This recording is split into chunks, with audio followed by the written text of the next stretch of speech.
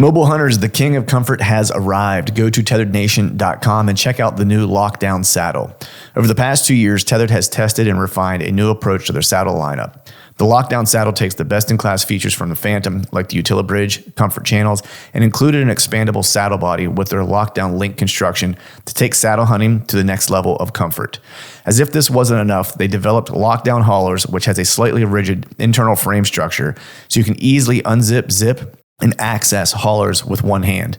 And if you're a guy like me with no junk in your trunk and have issues with your saddle staying put while you're walking in to hunt, the Lockdown modular yoke solves this problem. Whether you're new to saddle hunting or an old tree climbing veteran, go to tetherednation.com for all your saddle hunting gear.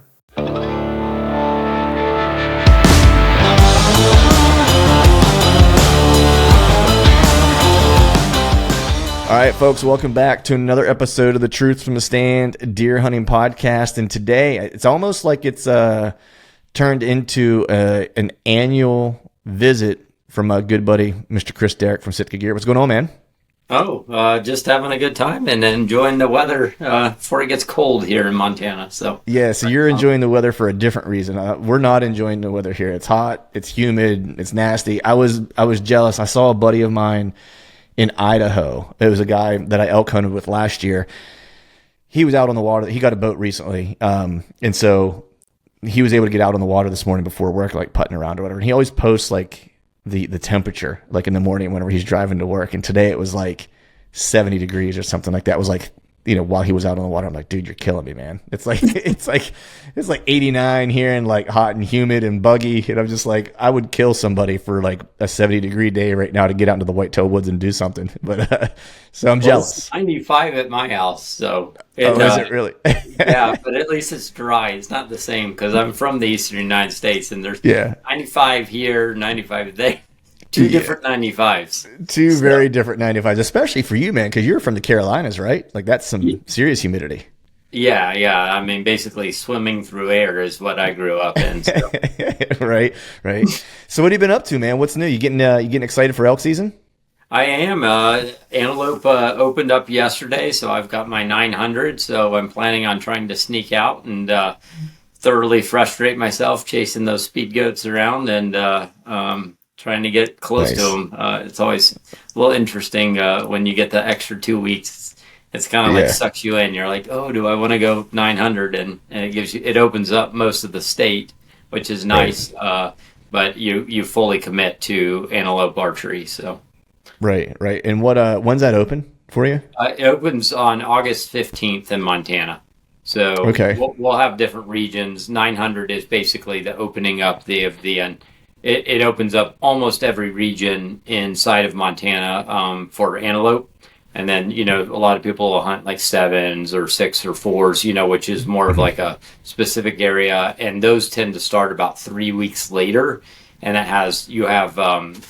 you'll do an archery season. It's just not the extended archery season. But then you can switch to rifle later on when October rolls around. And then you're able to go after antelope for rifle. Nice. Yeah, it's on my it's on my list. I have a like a hunt plan point strategy that I've been building for like the past couple years, and I don't know if I'll get to start to draw on it next year. If not next year, definitely the year after. I'll get to start finally drawing on it. And for Montana, I think the two things that I have points kind of accruing for is elk, one, and then the other one I believe in Montana was antelope that I want to come out and chase speed goats. Because again, I want to frustrate myself. I have buddies who go out and hunt it have hunted it pretty frequently. Yeah. But it's the ground hunting bug has bitten me, and I just like to hunt from the ground a lot, And so I just figured it'd be cool to do that. And I think where I want to go for elk in Montana is I want to try to hunt the breaks. I think is where I want to go. Yeah, you and everyone else. Yeah, so that's where I'm. That's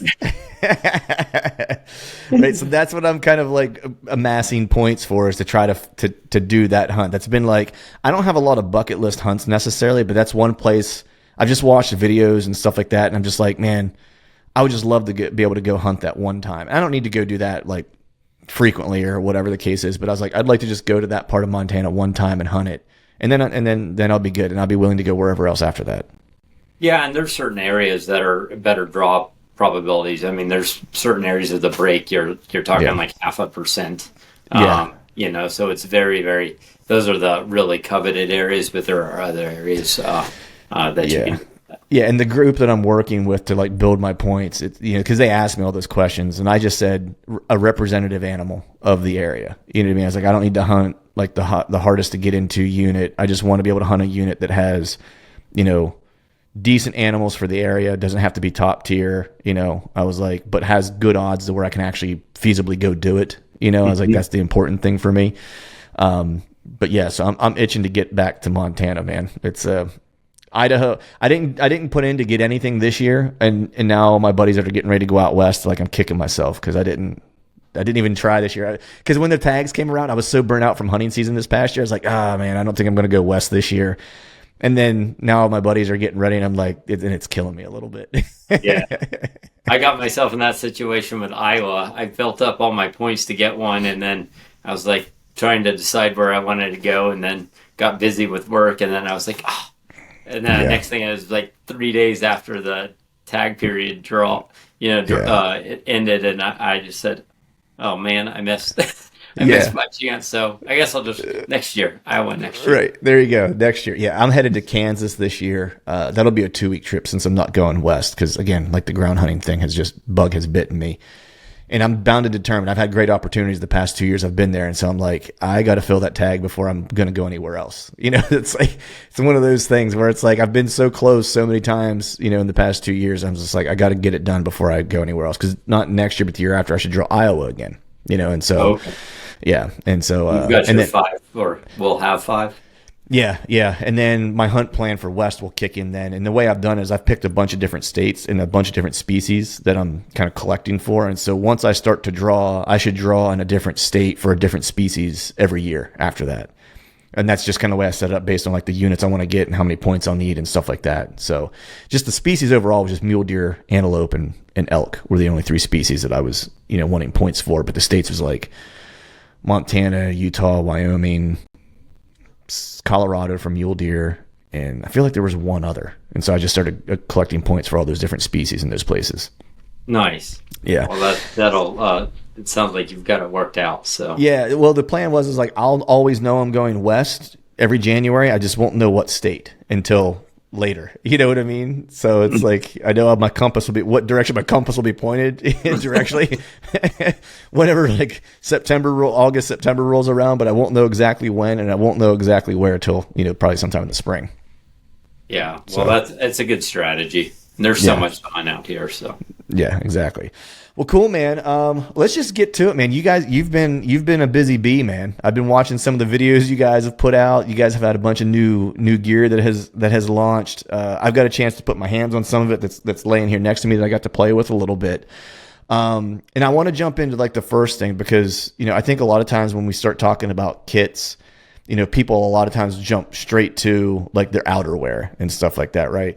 And like you and I have talked about this, not just on the show, but like even just like offline about, the base layer and that foundation kind of being like the primary. Like if that isn't right, doesn't matter what else you kind of put on top of that, you're going to have a struggle, or you could have some problems, right? And so you guys recently came out with the core Merino collection, right? And so I guess tell me a little bit first about like the significance of you guys adding that to the lineup. And then I want to dive into like the merino versus synthetic kind of like aspect of things. Yeah. And like you said, base layer is just critical. It's like, it's the foundation of your house, right? Everything you build on mid layers, which would be like the walls, and then your roof, and then your siding would be like your outerwear. But if you don't build your foundation, which is your base layers, the right way, it's basically like building your house on sand. You hear that, and so everything won't work as well. And over time, or depending on the situation, especially with the moisture, things will sink, and that's why building a good foundation. So setting a base layer foundation is critical to making anything else that you put on the outside of you work better. And so we were really focusing, Sitka was known for having great synthetic base layers. That was one of the things, especially with mountain-based hunting, where the brand got its start, the synthetic base layers that we had. But I do think that our Merino program, we could have done more to be able to build on that. So, we were asking people what they're looking for, and one of the things was a broader program. So now we have, a program that runs all the way 120, 220, and 330 weights. So you can fine tune if you want an ultra lightweight Merino or more of a midweight and a heavyweight. And then we've expanded the number of product forms.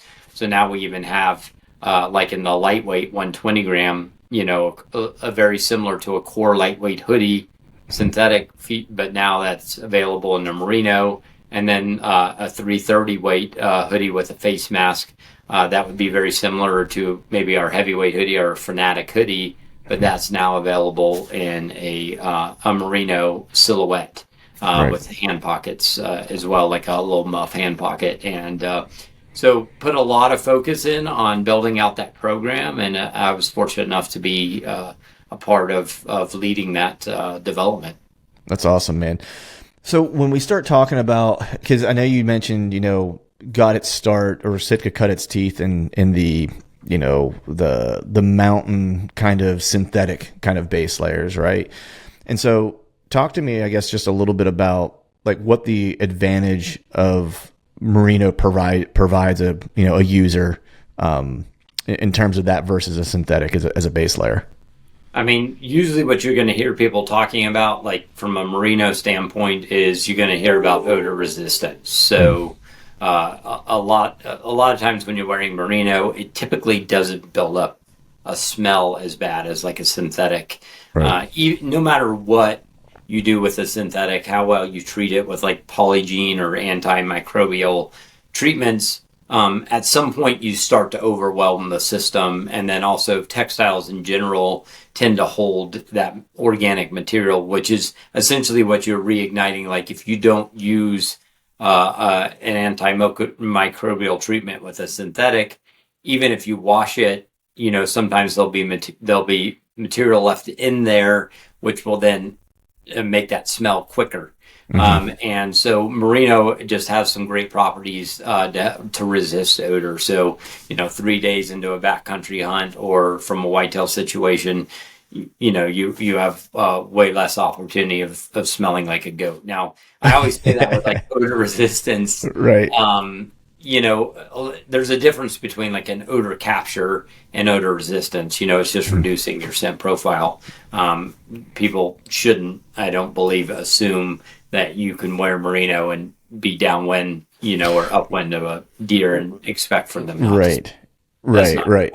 Yeah, that's a good point. Because, like, I know for me, Merino became a lot more important to me whenever I started like doing a lot of travel hunting, and for the exact reason that you were saying, right? It's like I might be gone a week to 2 weeks, whatever the case is, and not have the ability to wash my clothes, essentially, right? Mm-hmm. And so that's where it became, where I became like more focused on it. I think the other part too that I kind of noticed when I started using more Merino was just how like almost like how much, I don't know if this makes sense at all, but like how much I felt drier for some reason. You know what I mean? Like I didn't, like, cause how sometimes like it's really cold out and you kind of get layered up and stuff like that. And then when you're walking to a stand or to your tree, or if you're out west and you're hunting, you got to do a little bit of stalking or whatever. It's like that little bit of movement, like you get a little bit of perspiration potentially. Right. And it's like, I always felt like at times, like I just could never get rid of that. And I started using more Merino stuff. Then it's like all of a sudden, like I wasn't getting that like clammy, cool kind of feeling, even though I've got like plenty of clothes on, I was still getting that kind of like clammy, cool chill. Right. And like, I feel like Merino helped me kind of with that aspect of it. Yeah. And John and I, my counterpart in the office, we've talked a little bit about this. He's talked about like sometimes synthetics, dry so quickly that sometimes they give a cooling effect, which makes maybe you get like a momentary chill. I found like one of the things that also with like Merino, just because it's lightweight doesn't mean you can't wear it in warm weather. I actually like to wear Merino in warm weather because it tends to like regulate itself pretty well. But then even like, for example, I was in Alberta this past year or last year hunting, and just putting a lightweight Merino face mask over when it was -15 degrees, I didn't get the raw face. My face stayed really, really warm. So there's some great properties about merino that it has some advantages with that. I'm not going to say like there's certain things synthetic and merino, they both have pros and cons. Right. But the one thing we were talking about, like when it comes to synthetic or merino, these days with the technology, you can't really go wrong. It's more about user choice. And so if you want to lean more towards the odor properties or the warm when wet properties that sometimes merino provides, maybe lean that way. Or if you're going to do a super aerobic hunts where you're moving a lot, perhaps, and maybe they're day hunts, synthetic may be what you want to use for those, but you're not going to get in a situation nowadays where they're not going to work in either situation. So a lot of people fret over that, but I think it's more or less, users' preference these days with what we've done. Right. Yeah. I'll raise my hand for the user fret, because that's what analysis paralysis by analysis. That is me to a T whenever I'm looking at gear. You know what I mean? And I've tried a lot of both. I've tried both. Whether it was merino based layers or synthetics or whatever. And I've just found for me personally, and this is just a personal preference because I've used both and I've been happy with both. But I've just kind of found for me, I've always just felt better in merino, like for whatever reason, like it's just more comfortable. It feels a little better to me. And that has nothing to do with whether or not it is in fact any better or not, right? It just more has to do with like, that's how I like it to feel personally, right? Yeah. Different body types have a feeling like sensitivity to merino. I'm one, and one of the reason we use such a high micron, or such a low micron, I guess it would be, merino, is the fact that which is about 17 microns, that prevents the itchiness. So if I wear a coarser merino, I'll get itchy. I don't like it. My skin doesn't like it. But this feels just as good, if not even better, to me than synthetic does against my skin, just because it feels a little bit more supple. And that's one of the things that I believe merino brings to the table. You can now get into the realm of comfort, and in many cases, like you're talking about, a lot of people prefer merino just because of the way it feels against your body. And then the lightweight that we have, when you pick it up, it's super light. Like it's going to feel. Oh man, it weighs nothing. I have one laying here. I'm going to grab if I can get all the way over. Yeah, this is the 120 that I have here, and this thing is so thin and lightweight. Like when you put it on, and people probably aren't going to really be able to see it in the video, but it's like I equate this to like take your favorite T-shirt that you've had for like 100 years that the T-shirt looks like it's cheesecloth. That's how soft this thing is. You know what I mean? Like that's how it feels. I mean, it's obviously the construction is way better because it's not 100 years old, right? But like that's how soft and comfortable it feels. Like, and I love hunting, and like especially when you were saying early season, like I love lightweight merino stuff for early season. It's like absolutely like my favorite pieces to wear whenever it's super hot out. Yeah, that's one of my pieces to wear on our elk hunts here, or even antelope hunts here, because it does breathe so well. And one of the things too with that, a lot in that case, you're going to be wearing it as outerwear in the early season, and then late season you're going to be wearing it still as your base layer. Yes. So it's one of the changes in people. I went out and did some surveys and basically asked people, what is merino missing for you? And besides the options that we're having in more product forms, the number 2 thing they were asking for was enhanced durability.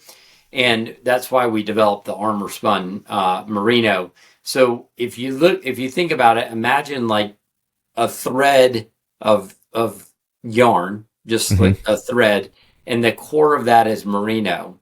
And then wrap almost like a slinky around that is a nylon strand, or a couple of nylon strands. And when you think about that, the nylon acts as like something from an abrasion resistance. So when you put it on a Martindale abrasion resistance machine, and the number of revolutions you're measuring to see when fuzzing or pilling. So the different fuzzing is when you see it looks fuzzy.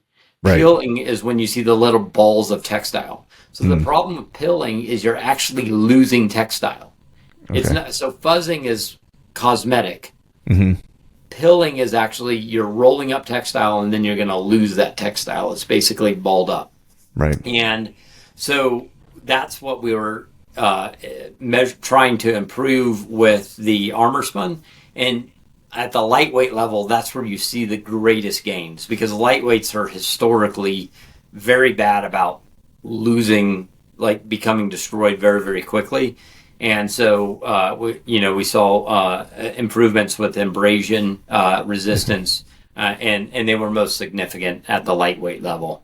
Right. So that's one thing, construction with that 120 gram. Nice. And I like what you said, because like that's exactly how I use garments like this that are like in that 120 range. It's like it'll be my outer weight, because I open here in PA like the 16th of September this year, so it'll still be warm. It'll be in the 80s, whenever I'm walking out to a tree, like for an afternoon hunt or for an evening hunt, or at minimum like high 70s. And so this will absolutely be my outer layer. And then whenever it switches to fall and I start to layer up a little bit, it'll be my base layer, right? And then as it gets a little colder, then it's like I might change this out then, and I might go to like a 220. So that's one of the things when I started using merino holistically, across the board. And I still use some synthetic base layers, just depends. But primarily I'm using like all merino. That was the biggest thing that I had to try to like figure out, because like I understood historically, like when it was like a heavyweight bottom or a midweight bottom or a lightweight bottom, like I got that, like the 3 tiers, and I kind of knew in my mind like what temperatures I could get away with as a base layer for those, right? When I got into merino, I understood like the 120 is the light, the 220 is the middle, the 330, or is it 330? 330. 330 is the heavy. But I didn't quite understand like what was my temperature ranges kind of for those. And it took a little bit of trial and error of me just wearing this stuff to figure it out. But do you have any guidance for someone who's listening that's like, yeah, I want to get into merino, but when I see like the different weights and like the numbers, like I'm not sure what temperature ranges I should be thinking about? Yeah, and I would say, so first of all, with lightweight, you can wear that all season. So a lot of people think, hey, late season, I don't wear the lightweight anymore, but you just might have to stack more on top of it. But you can still use it as your base layer all season. So I consider the 120 the most versatile. Mm-hmm. But if you're going to start, say maybe you're not going to, you don't want to wear as many layers, or maybe you're going to start wearing a merino, or most of your hunts are going to start when it's mid-season, then the 220 or the 330 weight may be a better choice for you, because you don't need it for the early season conditions. And overall, so when I go later into the season, 330 is my favorite, just because it's built in with a 330 gram merino, but then there's a poly or a synthetic interior. So it's knitted in a way that the 330 winds up on the exterior. It sort of loves the moisture. The synthetic is nearest your skin. It hates the moisture. It's going to pump that through or move it through your system and away from your skin. So you talked about the clamminess. A lot of times when I wear heavyweight merinos directly against my skin, I tend to feel clammy. That prevents the clamminess, because it's like you're wearing a synthetic lightweight base layer against your skin with a heavyweight merino, but they're just double knit on top of each other. So the 120 is the lightweight, the 220 is the 120 double knit, and then the 330 is really just a synthetic double knit with a really heavyweight merino on the outside. So the constructions are all very, very similar, just the textile packages and how they come together are a little bit different. Right. It almost sounds like if I were a guy who had a long hike in and I was going to use a base layer, it's like I would almost opt for the 330, just because I'm probably going to sweat a little bit. And to your point, it's like that synthetic is going to move that away from my skin, get it out to that outer layer where the merino wants it, and help me with that, maybe that perspiration that I'm having as I'm getting to the tree or whatever the case is, right? Yeah, especially during the cold weather hunts, because I always commute with as light a material as possible on my body. Yeah, and I usually do too. But there's I know guys that like they put all their stuff on and I'm going. You know what I mean? Like they're like, I'm not putting anything in my pack and just gonna wear it. And I'll be honest, I've been guilty of that where I'm like, man, I ain't changing when I get to the treatment. I'll just wear all this stuff in. I've done Yeah, if that this is before. short walk, I'll Yeah, definitely do that. But yeah, Pennsylvania, folks, if you're especially if you're hunting public land, whew, yeah, you're yeah, yeah. the crew over there moves a lot. Yeah. We move quite a bit, man. But so I want to transition now to I want to talk about the Intercept hoodie in the pant now. So, and I have both of those sitting here, so I'll pull them up. But like before we jump into them, I guess give us an introduction of the hoodie and the pant, like where it kind of came from, what manifested these two new garments. Yeah, so the Intercept is really an upgrade to the old Apex system. So the hoodie is essentially going to be your 220-gram merino, but it's going to have some additional features. So it's going to have some elbow pads. It has a built-in face mask, which is actually made from merino. So that does make a big difference 3 days in and 7 cups of coffee in. Yeah. It's way better. It's a mesh. It is a special mesh merino that we specifically developed with a drop needle construction so that it can breathe exceptionally well. So that is and this is really developed around silent stocking. The Intercept family is all about moving towards, like you said, from ground-based hunting. That's what it's built to do that silently, reasonably lightweight. So the hoodie is that portion of it. The pant is actually my favorite upgrade of the two products that we're talking about there, because the old Apex pant, I felt typically didn't meet durability requirements. I felt perfectly. And the new one has a nylon face that's extremely abrasion resistant. But then we added a merino, or John, I should say, this is a product he worked on, has a merino raised grid backer. So towards your skin is merino. It's a raised grid, promotes airflow, gives some great odor resistance properties built into the merino. But when you put that on the Martindale abrasion resistance machine, like 50,000 resolution, still going strong. Like they just, Right. And the old one maybe in the 20 to 30 range. So the amount of abrasion resistance increase in the Intercept pant is significant over the old Apex pant. So a lot of times noise features is really what they were focused on. And so trying to get a quiet textile that was also acceptably durable, because typically you Right. give up durability to get silence. Right. Usually those two are, if you want something more silent, you're usually going to give up some durability. Right. Yeah, when you guys dropped this, like I was stoked because I was like, this is exactly what I was looking for like hunting places like Kansas, or when I get back out to Idaho or Montana or whatever the case is. And the couple things that you mentioned that I really dig was like, so I of course put everything on whenever I got it, and just kind of like, my wife thought it was nuts. I was rolling around on the floor, like using the elbow pads and the knee pads, checking it out.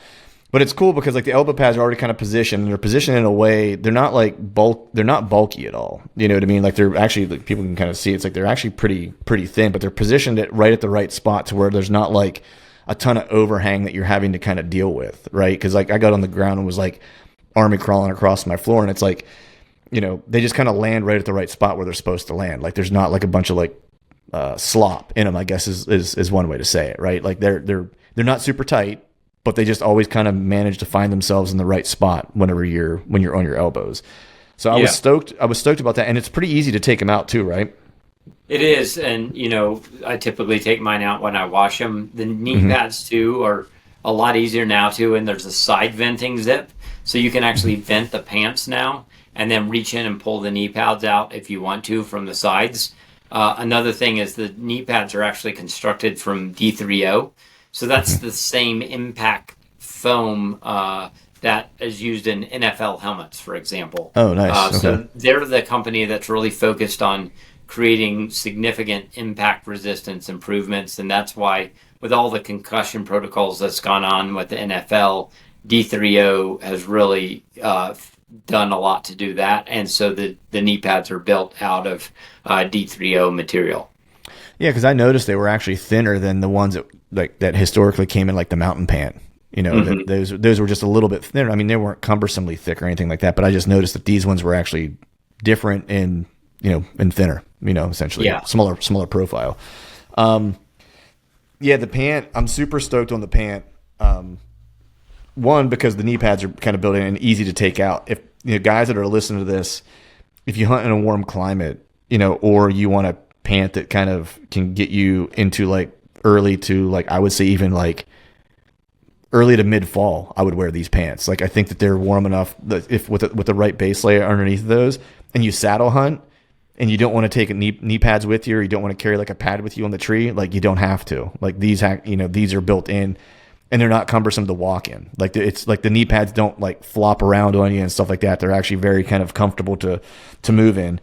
And I dig the flats because that was the one thing last year when I was in Idaho. It was we had like 90-degree temps like almost every day that I was there. I picked like a really bad week to go.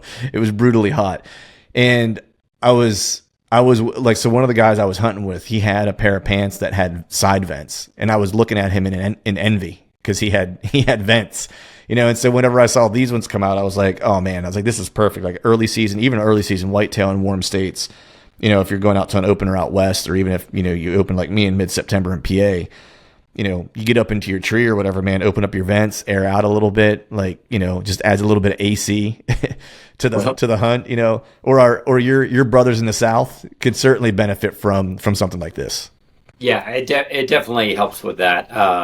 And it all depends, if you're in a tick area, we talked about this with Equinox Guard, maybe that would be a better fit for you, so and it's going to be a lighter pant. So it really just depends on what you're looking for, because there's not going to be one product that does everything. A lot of people ask, give me the one thing that's going to start me from early season and get me in the late season and protect me from bugs, but then stop water and is it waterproof and it's quiet.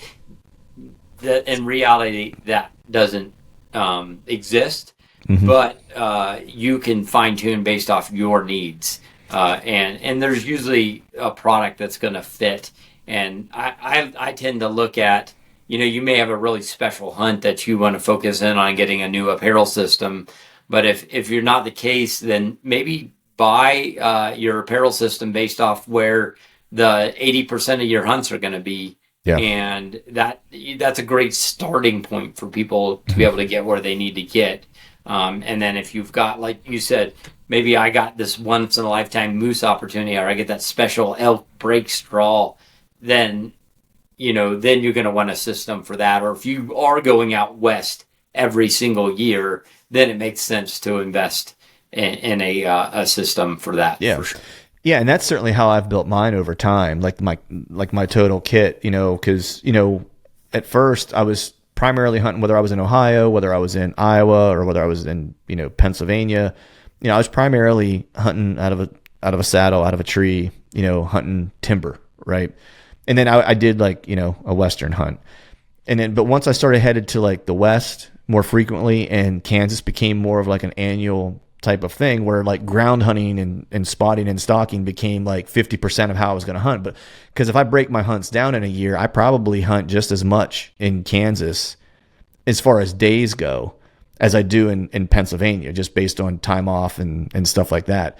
And so over time, it's like I built a spot and stalk, like ground hunting kit as well. You know what I mean? To where it's like knee pads, and I'm traveling, so a lot of it's merino wool, because I can't wash my clothes. So if it does get dirty, I don't need to necessarily wash it. And so, to your point, it's like you don't need to build it all at once. It's like wherever like you said, the majority of your hunts take place, like focus on building that kit, and then as you start to branch out, it's really easy to kind of build on the pieces. And I think that's one of the beautiful things about, the technical apparel like you guys make, is that like you can totally build systems. Like you have systems curated for people who just need something. It's like, I need you to help me understand what I need. And then they also work really well together whenever you start picking your own pieces based on what you want and what you need, and start to piece your own systems together. I think that's like one of the beauties of the technical gear you guys build. Yeah, it definitely allows users to fine tune if they need to for their use cases, and that's important. Yeah, Um, little tweaks can make a big difference. for sure. And then one of the unsung heroes of these pants that I was super stoked on is actually, and people are going to probably think I'm an idiot that are listening to this, is actually the phone pocket in your. Like, I'm not going to lie, because I put them on. That was the first thing I checked out. I didn't even open the flaps. I put them on and I was like, let me check out that phone pocket. Because I was like, I wanted, because in my mind, it's like I always have a hard time getting my phone out of my pocket, right? Two things happen. I usually always try to put it in my cargo pocket because it has more room, and you guys have silent snaps, and so it's always quiet whenever I get in and out to get my phone. But the thing is it flops around while it's in my pocket, right? And then two, whenever I try to get it out with one hand, I'm digging all the way down to my knee, right? Making a lot of movement, and it never fails. It gets stuck sideways as I'm trying to pull it out. You know what I mean? And it's a just big difference too. I know you've had this happen. You put something in a cargo pocket, and then you maybe put a pair of gloves or a beanie in there. Go to pull your phone out, and guess what? You dumped back there that you didn't realize you dumped was your gloves. And then I've lost so many pairs of gloves because of that. That exact thing. nothing makes you angrier, and you're like, I am not going back 2 miles to get a pair of gloves. Exactly. Yeah. But the nice thing is like I checked the pocket out, man, and it's like your phone slides in perfectly. It comes out easily, like, because in my mind I was like, okay, I know this is supposed to solve a problem, but I was like, I just can't imagine it's going to be that easy to put my phone in and pull it out, because I've never had it be easy. And I was like, how can this smaller pocket be easier? But it is, because it's lined up like perfect, like where it slides right in and it slides right out. So kudos to you guys solving like one of my biggest gripes is getting my phone in and out of my pocket. Like, warmth and moisture wicking be damned, but like get my phone in my pocket, like I'm good. The little thing. It is the little thing. So is there anything else with the Intercept kit that we haven't covered that we need to touch on, or do you think we kind of covered that to the full extent? I think that pretty well covered the high level pieces of it, but it's a great if you want a silent stocking system and the merino properties. It balances all of that out really, really well. It is one of my favorite pieces to wear. Right. Cool. And then I know you guys, you're always in the lab, as I like to say. Chris is always in the lab tweaking things and coming up with some new stuff, working on stuff whenever it comes to the whitetail gear. And I know you guys have some new Stratus stuff that's coming. Actually, I think yesterday, as we're recording this, I think it was like yesterday or 2 days ago that it actually hit the site, or I got the email about it. But before you talk about like what the update is, like for me, I've always kind of talked to, like, anytime someone asks me about, my kit and what I'm wearing, if they ask me like, what are the 2 pieces or 3 pieces I should get or whatever, I always tell them I've worn the same pair of Stratus pants for like going on 6, maybe 7 years now at this point. And it's still the same pants that I've been wearing for that many seasons, and they still work. There's no holes in them. They're like, they don't look brand new. You know what I mean? Because they've been abused, but like there's nothing wrong with them, where it's like, it'll be the pants that I wear again this year. And I start wearing those usually like mid-October, like when I need something to cut the wind. That's what I move to. And then I always tell them like either the Stratus jacket or Stratus vest. I was like, I've hunted full seasons where I never used a jacket, where I only used the Stratus vest and like base layers, and some of the, I forget what it was called last year, the puffy stuff that came out last year, like the really thin puffy stuff. Ambient. The ambient kit. Like using that underneath of it, like has gotten me all the way through late season. And so to me, Stratus for me has been like the workhorse of my kit. And like, it's just some of the pieces that are like, they're absolutely my favorite as far as like the things that you guys have put out. I know you guys have a slight update to that Stratus kit. So what's shaking with that? So like you talked about, Stratus is all about versatile windstopper protection. So as the weather cools, basically, you can start to throw that on, get some reasonably quiet protection from wind, and that's where the Stratus shines. And then as the season progresses, you can add ambient, or you can add those heavyweight merino layers under that, and you can extend your season very, very deep. So that's I would say Stratus is one of the most popular pieces we have for like building a kit, base layer, adding layers of insulation in between, and then the windstopper quiet fleece exterior. And so that's where Stratus shines. It allows you to really like flex with the system, as I say, or flex with the season, or even within a single hunt as temperatures swing. But especially for southern environments that we noticed, a lot of people were using subalpine. And so people were asking essentially to use Stratus and have some of the whitetail kit available in subalpine. So you're going to see things like the tool bucket pack, the Fanatic hoodie, the tool belt, and then the Stratus and a couple of other products that are all coming out and available in subalpine for people that maybe felt like they needed something with the trees going on and preferred to have subalpine while vegetation is still on the trees. So that's essentially what people are essentially asking for that. So we've pulled that out, and now you can get all of those items as of this week in subalpine as well.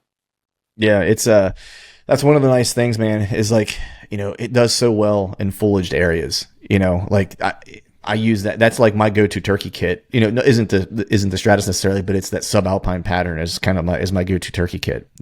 Especially here in Eastern PA where you have green up happening and things like that. And even during the early season, like, I'll wear it. And a lot of times I'm wearing that guard kit just because of the ticks and stuff like that. And it works, great for me for, an early season whitetail kit.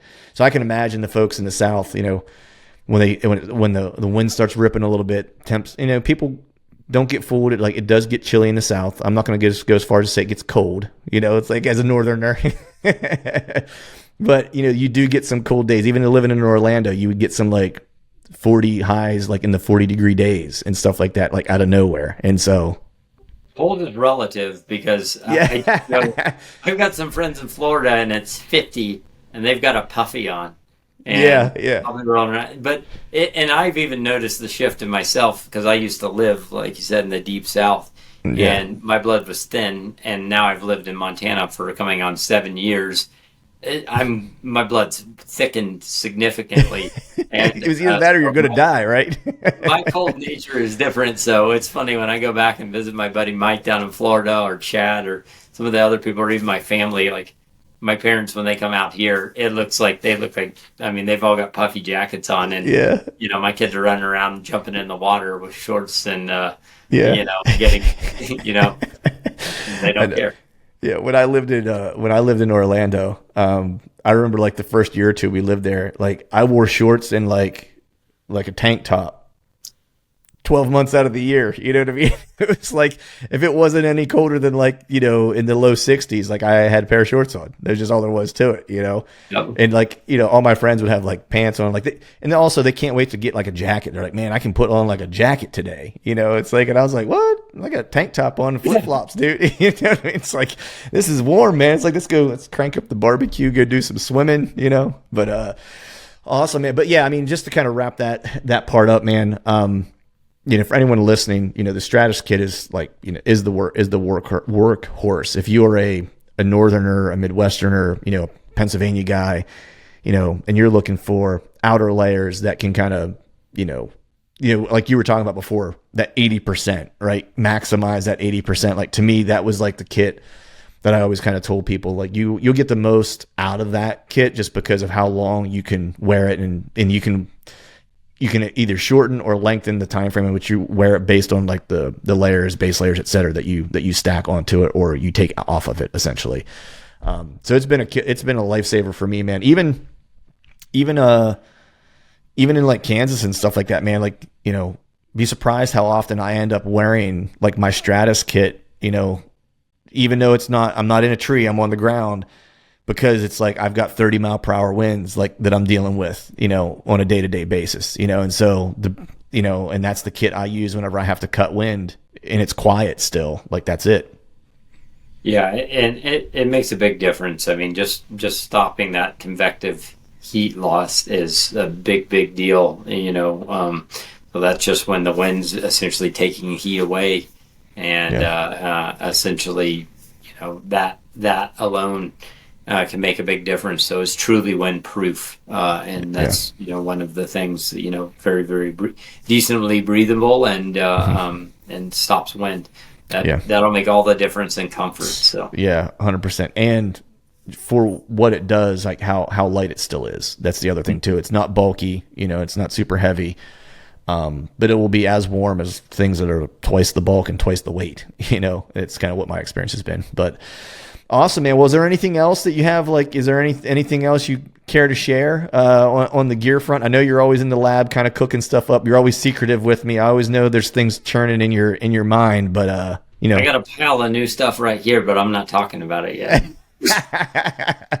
Fair right enough. Here, you can see right there. It's right there. Right. Yep. Awesome. I guess you'll keep me waiting, and I'll have to be patient until next year, probably this time, maybe. Yeah. I'll be able to talk to you in the spring. All right. Awesome. Sounds good. Well, hey, brother, before I let you get going, let people know where they can find out more, where they could get, tips or get a sense of like when things are starting to drop. I'm assuming just you go to sitkagear.com, sign up for the mailing list and stuff like that so they know when new gear's releasing. Yeah. SitkaGear.com, like you said, follow the social media. They'll be dropping stuff there. There's a good system builder. So if you're like, I don't know where to start, it will give you a good basic kit that'll probably serve you well. So if you go on to SitkaGear.com and just use the system builder, if you don't know where to start, that's going to be able to get you at least in the right place. And then the last thing I would say is feel free to call customer service. I always say this, like I've worked at a lot of different companies and sometimes you work at customer service or you see customer service and they don't really participate in the activity. The people that work in our customer service department actually hunt. They're all hunters. They all know what they're talking about. They can help if you're just stuck or you just need additional guidance. They love to talk hunting. And that's one of the great things about our customer service team. They're exceptional. Awesome. And if anyone's listening, you can feel free to hit me up if you have questions. I can give you my experience. And my buddies make fun of me because they say I have pretty much every piece of kit that Sitka has ever made, and they're probably not far from it. Like I have a closet that's just like exploding. So, feel free to DM me or whatever. If I can help you answer any questions, I certainly will. But Chris, buddy, I appreciate you coming on, man. I always look forward to talking to you. It means the season's always right around the corner when we chat, or there's a season about to start when we chat. And so I'll look forward to talking to you in the spring and getting a peek at what's behind the camera here. Sounds good. Thank you so much. All right, folks, that is a wrap for today's show. I'd like to thank all of you for listening. And if you haven't yet, please head over to iTunes and leave us a 5-star rating, and be sure to subscribe to the podcast. And while you're at it, head over to YouTube and give us a sub there as well. I'd be super appreciative if you do those couple things for me. And before I shut this thing down, we need to give a big shout out to our partners who continue to help us make this podcast possible. Tethered, Exodus Outdoor Gear, and Genesee Beer. And until next time, we'll see y'all.